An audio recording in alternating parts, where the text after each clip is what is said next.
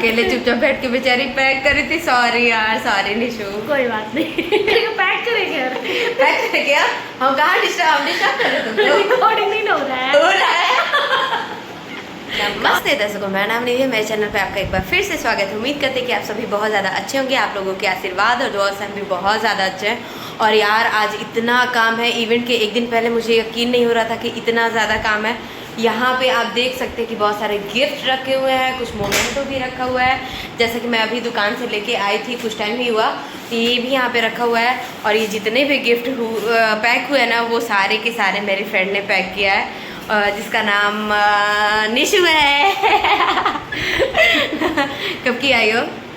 लगभग 1 घंटे हो गए होंगे।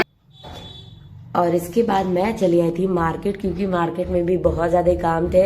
मैं अपनी फ्रेंड को ना रूम पे अकेले छोड़ के चली आई थी। बेचारी उसके आने से ना मेरा आधा बर्डन कम हो गया था यार। सच्ची बता रहा है। थैंक यू सो मच निशा कि तुम आए। इतना मतलब इंसान का ना सबसे कीमती अगर कोई चीज़ होता है तो वो होता है समय। और वो उसने अपना समय मुझे दिया। अपना बेचारी ने खुद का कोचिंग और स्कूल दोनों नहीं पढ़ाई थी और आई थी मेरे पास। सच में अगर मैं कभी इसके काम आ पाऊँ ना, तो मैं ज़रूर इसके लिए हमेशा तैयार रहूँगी। और आपको ना आवाज़ में थोड़ा सा मिलेगा, क्योंकि मेरी आवाज़ जो है इस टाइम बैठ चुकी है और मुझे इतना टाइम नहीं मिला था कि मैं वीडियो को एडिट कर पाऊँ। तो मैं सिर्फ वीडियो को शूट कर करके रख दे रही थी। और मैं मार्केट में आ गई थी अपने गिफ्ट के लिए। मतलब जो भी हमारे टीम मेंबर में तो बहुत ज़्यादा लोग नहीं थे, बस निशा थी, मैं थी और विशाल सर जो कि ऑर्गेनाइजर ही थे। तो इसके बाद से मुझे समझ में नहीं आ रहा था कि कितने लोग होंगे कितने लोग नहीं। तो मैंने ना पहले सोचा कि मैं रूम पे जाती हूँ, लिस्ट बनाती हूँ। इसीलिए मैं अपनी फ्रेंड से मिलने भी चले गई थी और लिस्ट वगैरह बना के रिलैक्स मूड में आई थी। और आने के बाद मुझे इतनी बड़ी दुकान मिली, अनबिलीवेबल यार, कि मऊ में इतनी बड़ी दुकान भी है यहाँ पे। ये सिर्फ नीचे ही नहीं, ऊपर भी बहुत बड़ी सी दुकान थी। सारी चीजें यहाँ पे फाइबर से रिलेटेड, गिफ्ट से रिलेटेड मिल रहे थे। तो मैंने सोचा ना कि क्यों नहीं हम अपने जो गेस्ट हैं उनको ऐसी चीजें देते हैं जो उनको यूज के लिए हो। तो इसीलिए मैं इस शॉप पे आ गई थी। और आप देख सकते हैं अंदर की कितनी बड़ी शॉप है। मुझे जो भी देख रही थी मेरे को सब अच्छे लग रहे थे। मैं बहुत ही कंफ्यूज हो गई थी। घर से तो सोच के गई थी कि हाँ मुझे ये करना है, ये लेना है, लेकिन इस दुकान में जाने के बाद ना मैं बहुत कंफ्यूज हो गई थी। और मैं प्राइस की क्या बात करूँ, प्राइस भी बहुत A1 था, बहुत ही सस्ता, बहुत ही अच्छा। और इसके बाद से ये ऊपर का गोडाउन भी आप देख सकते हैं, बहुत ही अच्छे थे भैया। अंदर भी जाके कह रहे थे कि मैम आप जाके खुद से देख लीजिए, आपको जो चीज़ अच्छा लगे आप बताइएगा, मैं हिसाब से दे दूंगा। और यहाँ पे मुझे लगा कि मैं कप देख लेती हूँ। तो मैं यहाँ पे कॉफ़ी मग, फिर मग और ये कप भी देख रही थी। तो उसके बाद से कुछ समझ में नहीं आ रहा था। तो फिर फाइनली मुझे एक कप और प्लेट का जो सेट होता है वो मिला था। तो मैंने उसी को ही लिया था। और यहाँ पे एक बहन थी जो कि बहुत ही ज़्यादा अच्छी थी। वो मतलब एक एक चीज़ों को दिखाने के लिए ना पेटी के ऊपर खड़े होके जाके, इतनी गर्मी में यार, मतलब मेहनत तो सभी करते हैं। पैसे अगर कमाने हो ना भाई साहब, तो मेहनत तो करना ही करना पड़ेगा। और उसके बाद से मैंने फाइनली डिसाइड कर लिया था कि हाँ मुझे क्या चाहिए।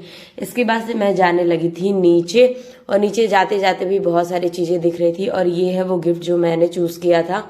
और सच में यार मुझे बहुत ही पसंद आया था। अब मैं आ गई थी नीचे, और नीचे सीढ़ियों पे भी सामान मतलब भरे पड़े थे। सारी चीज़ें ना अच्छे से रखे हुए थे, ऐसे नहीं थे, सिस्टमेटिक तरीके से ही रखे हुए थे। लेकिन उसके बाद से मैं गिफ्ट लिया। मैंने एक पेटी लिया था जो भी मुझे सामान लेना था। और मुझे थोड़ा सा लग गया था भूख, तो मैंने आंवले का लड्डू लिया था और एक नारियल का लड्डू जो कि 56 भोग पे है। तो मैं वहाँ पे आ गई थी। और मुझे जो चीज़ खाना था मैंने खाया। मुझे बहुत ज़्यादा खाने का मन नहीं था। मुझे टेंशन हो रही थी कि मुझे जैसे भी जल्दी से जल्दी निशा के पास पहुँचना है, क्योंकि वो रूम पे अकेली थी यार, और अकेले होकर बेचारी काम कर रही थी। फिर मैंने गिफ्ट पैक करने के लिए कुछ सामान लिए, जैसे कि सीजर, टेप और जो गिफ्ट का रैपर आता है वो मैंने लिया। इसके बाद से मुझे मोमेंटो भी लेना था जो कि मुझे VIP गेस्ट लोगों को देना था। तो मैं वहां से निकल ली थी दूसरे शॉप के लिए। मुझे मोमेंटो भी मिल गया था। ये आपको नेक्स्ट वीडियो में दिखाएंगे कि कैसा मोमेंटो है, किसके लिए है। और मैं यहाँ पे फिलहाल आपको 1-2 मोमेंटो दिखा रही थी। और ये थे वो अंकल जहाँ से मैंने अपना मोमेंटो बनवाया था। अंकल जी भी बहुत अच्छे थे, बहुत ही ज़्यादा हेल्पफुल थे, क्योंकि मोमेंटो थोड़ा थोड़ा करते हुए ना मुझे लगता है 20-25 मैंने बनवा लिए थे। और इतना हैवी हो गया था यार, ये कांच का होता है, मुझसे उठ ही नहीं रहा था। एक तो मैं ऐसे ही छुई मुई रहती हूँ, मतलब कोई काम मुझसे जल्दी हो नहीं पाता, अगर कर देती तो बहुत जल्दी थक जाती हूँ। और थोड़ा सा क्या मैंने एंकरिंग कर दिया, मेरा गला ही चला गया। और इसके बाद से मेरा मोमेंटो हो गया था पैक, जो कि पोस्ट ऑफिस के जस्ट बगल में इनकी शॉप है, तो यहाँ पे आप लोग जाके सीनरी वगैरह भी ले सकते हैं। इवेंट के एक दिन पहले मुझे यकीन नहीं हो रहा था कि इतना ज़्यादा काम है। यहाँ पे आप देख सकते हैं कि बहुत सारे गिफ्ट रखे हुए हैं, कुछ मोमेंटो भी रखा हुआ है। जैसे कि मैं अभी दुकान से लेके आई थी, कुछ टाइम ही हुआ, तो ये भी यहाँ पे रखा हुआ है। और ये जितने भी गिफ्ट पैक हुए ना, वो सारे के सारे मेरे फ्रेंड ने पैक किया है, जिसका नाम निशु है। कब की आई हो? लगभग 1 घंटे हो गए होंगे। अकेले चुपचाप बैठ के बेचारी पैक करी थी। सॉरी यार, सॉरी निशु। कोई बात नहीं। पैक करेंगे यार। पैक करे क्या? हम कहाँ डिस्टर्ब कर रहे तुमको? रिकॉर्डिंग नहीं हो रहा है। हो रहा है। अभी मजा आएगा ना भिड़ो। हो रहा है यार, सच में हो रहा है। यार काम करने दो। नहीं, हम काम नहीं करने देंगे। क्या बोलो? बोलो। कुछ खाए बैठो कि बस बोलो। खाए ये निधि मेरे लिए खाना लेकर के आई थी, इतना सारा। मैं कैसा लगा मेरा मजाक?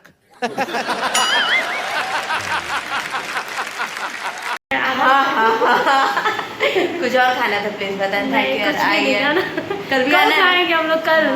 कल खाने का टाइम मिलेगा ना यार, ये तो बात सही है। कल एकदम में टाइम नहीं मिलेगा। पता है, मैं मम्मी को कॉल किया और मम्मी से बोली ना, मम्मी का भी मैरिज एनिवर्सरी है ना कल। मम्मी पापा का, तो मैंने बोला मम्मी चलते हैं घूमने बनारस। तो कहती कहाँ? हम बनारस। तो कहती कब? हमके 28 को।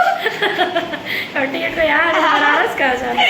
उसी लिए नहीं निभा के जाने का बढ़िया बहाना है ना, झूठ बोल दो। ठीक है, फिर पैकिंग करते हैं हम लोग ना। ओके, शाबाश बेटा, बहुत बढ़िया मुन्ना। टेप।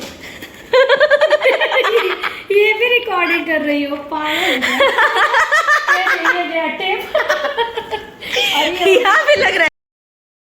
और यहाँ पे ना बीच बीच में मैं निशा को हंसा रही थी यार। एक तो बेचारी अकेले बैठ के काम कर रही थी, अच्छा नहीं ना लगता है कि किसी को बुला के काम करो, इसीलिए मैं थोड़ा सा उसके साथ फन कर रही थी। और यहाँ पे कुछ लोगों का है मोमेंटो, आप देख सकते हैं कि बहुत ही अच्छा मोमेंटो बना था, बहुत ही अच्छे से भैया ने। ये डिजाइन भी भैया ने खुद से ही किया था, हम लोगों ने सिर्फ बताया था कि हाँ ऐसे ऐसे करना है। और यहाँ पे आप देख सकते हैं बहुत सारे मोमेंटो रखे हुए हैं। और ये जो 5 गर्ल्स का था वो आरआरडी की तरफ से था, जो कि स्पेशल डांस है। गणेश वंदना उन्हीं के गाने से स्टार्ट होगा हमारा इवेंट। और यहाँ पे आगे था भूजा, मुझे बहुत ही अच्छा लगता है यार, किस किस को भूजा बहुत ज्यादा अच्छा लगता है। और यहाँ पे था कॉपी किताब, सारी चीजें रूम में ऐसे फैले हुए थे ना, समझ में नहीं आ रहा था कि कहाँ से स्टार्टिंग करे, कहाँ से द एंड करे। लेकिन मेरा ब्लॉगिंग भाई साहब वो चलना चाहिए, काम हो ना हो ब्लॉगिंग होते रहेगा। और मैं निशा को कुछ बता रही थी, फिर खा भी रही थी, निशा काम कर रही थी। इसके बाद से मैंने अपने लिए चाय मंगाया और निशा के लिए कोल्ड ड्रिंक मंगाया। इसके बाद से हम लोग बैठ बैठ के खाए, थोड़ा सा बात हुआ कि कल क्या क्या करना है, कैसे कैसे करना है। सारी चीजें बहुत ही अच्छे से हो गई थी।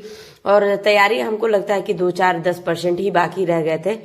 तब तक तो मुझे लगता है ना कि निशा जब आ गई तो 50 से नहीं 80% काम उसने मेरा खुद ही ले लिया और खुद ही सारे काम को करने लगी थी। इसी बहाने मैं बाहर चली गई थी। और ये रहा हॉल जिसमें लाइट वाइट नहीं जल रही थी, चेयर वगैरह सारी चीजें लग गई थी। मैं आपको जल्दी दिखाऊंगी कि ये कैसा लग रहा था। यहाँ पे तो खैर ऐसे फील हो रहा था कि थिएटर है, एकदम भूत बंगला टाइप का। मैं यहाँ निशा को लेके गई थी, उसको डरा रही थी कि निशा ऐसे वैसे। खैर वो डरने वाली कहाँ है मैडम। और इसके बाद से आप देख सकते हैं कि मैं फिर से बाहर गई थी और बाहर से जाने के बाद मैं आ गई थी अंदर। और ये है हमारा वेन्यू आशीर्वाद मैरिज हॉल, जो कि रोडवेज के पास में ही है, रोडवेज के। और मैं आपको लिवा के चलती हुई एक बार फिर से अंदर, और मेरे साथ थी मेरी स्टूडेंट। और मैं जब अंदर आ गई थी तो फिर मैंने सोचा कि यार पहले सबसे पहले आप लोगों को हॉल दिखाते कि ये कैसा है। और ये रहा यहाँ का हॉल, आप देख सकते हो कि चेयर वगैरह सब कुछ लग गया है। स्टेज पे डीजे लग रहे थे, एलसीडी लग रहे थे। और बहुत ही ज्यादा एक्साइटेड थी मैं। आगे का जो कैसा हुआ फंक्शन वो आपको नेक्स्ट ब्लॉग में दिखाऊंगी। तो वीडियो पसंद है तो please like share subscribe comment hit the notification bell and please आप मुझे इंस्टाग्राम पे भी मुझे फॉलो कर लीजिए। और मैं जा रही थी स्टेज पे क्योंकि मुझे यहीं पे खड़े होके करना था एंकरिंग और मैं बहुत ज्यादा एक्साइटेड थी। आप मेरे फेस की स्माइल देख सकते हो। काम कर करके हालत खराब थी लेकिन इवेंट को सोच सोच के इतना ज्यादा अच्छा लग रहा था। And thank you for watching my video. मिलते हैं आपसे नेक्स्ट ब्लॉग में। टाटा बाय बाय एंड नमस्कार।